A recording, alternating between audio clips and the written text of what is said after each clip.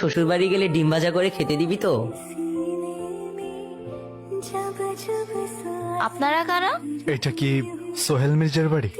হ্যাঁ, উনি তো আমার বড় ভাই। উনি আমার দোলা ভাই। ভাবি, ভাবি কে আসছে? জান্নাত, কেনা এটা? আমার ভাই মান্নাত। মান্নাত, তোমার বোন সারাদিন কতবার তোমার নাম নেয়, মান্নাত এটা করতো, মান্নাত ওইটা করতো। তুমি আসছো ভাই, আমি অনেক খুশি হয়েছি।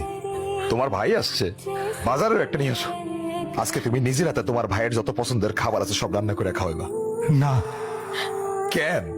মা বলতো ভালো ভাইরা নাকি বোনের শ্বশুর বাড়ি গেলে বোন ডিম ভাজি দিয়ে ভাত খেতে দেয়। এই পর্যন্ত আসছে আমি শুধু আমার বোনের হাতে ডিম ভাজি দিয়ে ভাত খেতে। কি বলবো, তুই তোর ভাইকে ডিম ভাজা দিয়ে ভাত দিবি না?